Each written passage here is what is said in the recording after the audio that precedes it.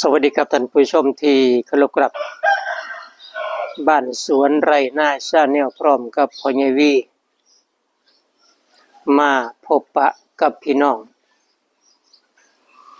อีกรอบหนึ่งครับตอนที่2เอพิโซดที่2 EP 2สำหรับการเฮ็ดเหล้าสร้างเหล้าครับพี่น้องสร้างเหล้าสำหรับเก็บข้าวเปลือกหน้าปีเฮ็ดมาตั้งแต่วันที่13พฤศจิกาที่ผ่านมานะครับหยุดมื้อนึงกับวันที่14บ่ว่าหยุดมื้อนึงวันที่14นะครับก็มื้อนี้ก็วันที่18แล้วนะครับก็สิว่ามื้อที่5แล้วบ่มื้อนี้มื้อที่5แล้วนะครับก็กะว่าสิให้แล้วมื้อนี้แหละครับเล่าครับกะว่าสิให้แล้วมื้อนี้เพราะว่ารถเกี่ยวข้าวมื้อนี้ก็นัดหมายกันแล้วครับญาติพี่น้องเพิ่นหน้าติดกันเพิ่นก็สิเกี่ยวข้าวมื้อนี้ก็เลยเร่งให้สร้างเฮ็ดให้แล้วมื้อนี้นะครับภารกิจมื้อนี้ภารงานมื้อนี้ก็เหลืออยู่3พลังงานด้วยกันนะครับคือปูพื้นครับปูพื้นนี่ผมได้ไม่อัดสีดำย่างหนานะครับ2นิ้ว20มิลนะครับเสียวมาปูพื้นมื้อนี้ครับสำหรับแอมฝามุ้งฝาข้างก็ได้มาเรียบร้อยแล้วครับสังไทยนะครับสังไทย30มิลนะครับแล้วก็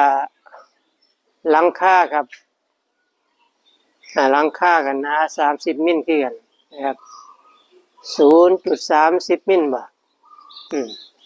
นะครับอันนี้ก็สิเฮ็ดให้แล้วมื้อนี้ครับพี่น้องครับเดี๋ยวผมพาไปเบิ่งกระเบื้องกับสิ่งที่สิมาประกอบ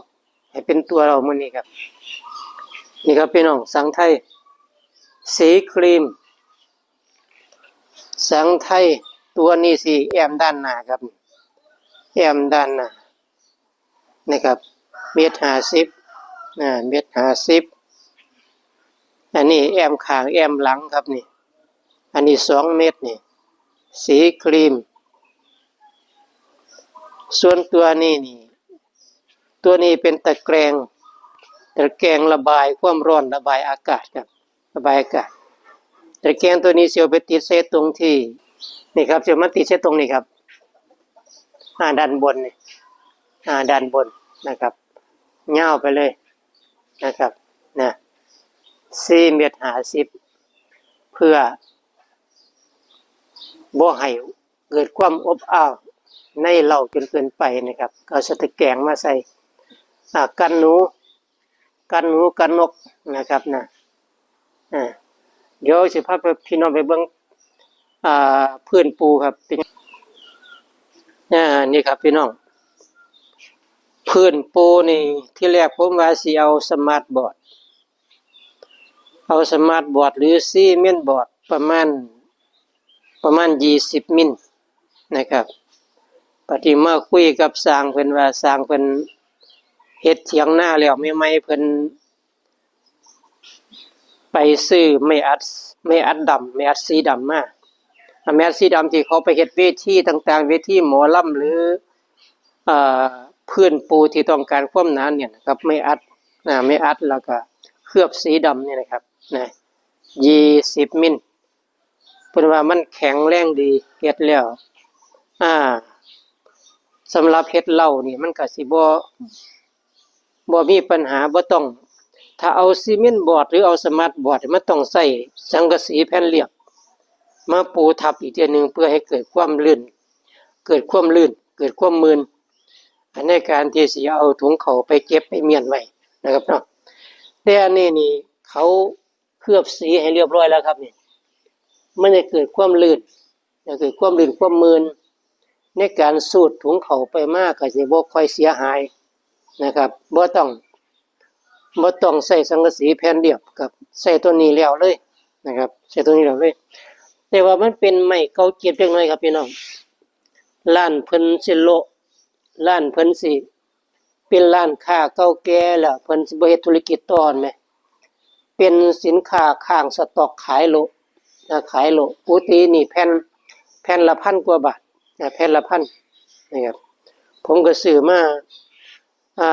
850 บาทครับนี่บ่ฮู้ว่าถูกหรือแพงเลยครับเด้อซื้อมาแผ่นละ850 บาทจากร้านค้าที่เขาเจ้าขายเล่หลังก็ออกสิแพงอยู่ล่ะครับออกสิแพงอยู่ว่าแพงก็ได้เพราะว่า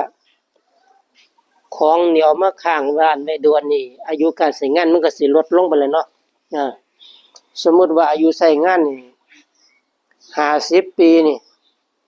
สิมาค้างอยู่ร้านเป็น10 ปีเลยนี่นะครับก็สิลดไปหลายปีหลายปีแล้ววันต่อไปก็บ่เป็นหยังนะครับบ่ได้เอามาตากแดดครับเอาไว้ได้เราเป็นพื้นเหล้านะครับอันนี้คือพื้นปูครับพื้นปูครับพี่น้องลืมให้พี่น้องเบิ่งหลังคาครับ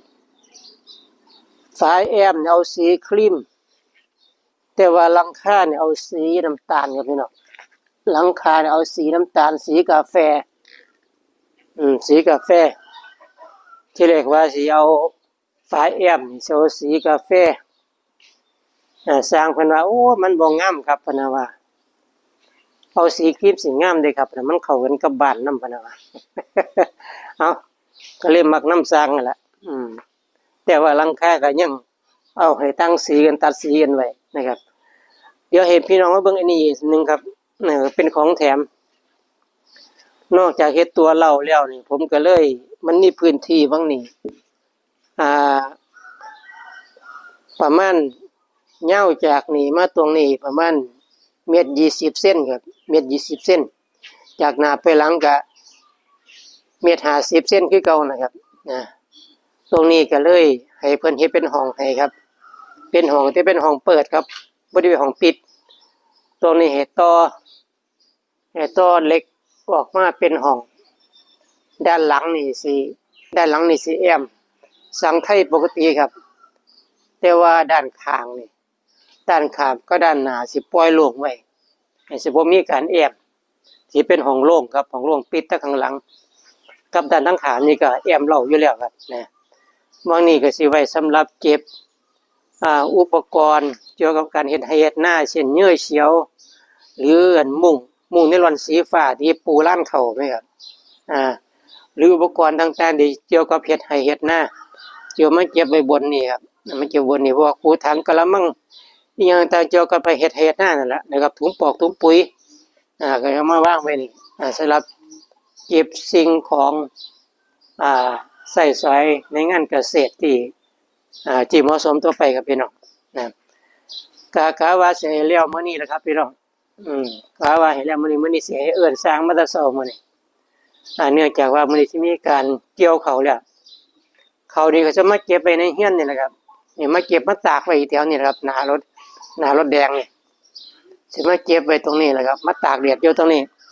เดี๋ยวมื้อนี้ฝนจะสิตกบ่ตกเด้เบิ่งท่าทางแล้วว่าพยากรณ์อากาศฝนก็สิตกอยู่ตกลิ้นแต่ก็บ่แน่ว่าอยู่ตรงเฮียนผมนี่อาจสิบ่ตกบ่ลิ้นก็ได้ครับแต่มื้อวานนี่ลิ้นอยู่2 เทื่อลิ้นประมาณ3 นาทีนี่แหละครับลิ้นบ่โดนเอามื้อนี้ก็พบปะพี่น้องส่ำนี้ก่อนครับเดี๋ยวตอนเพิ่นมามุง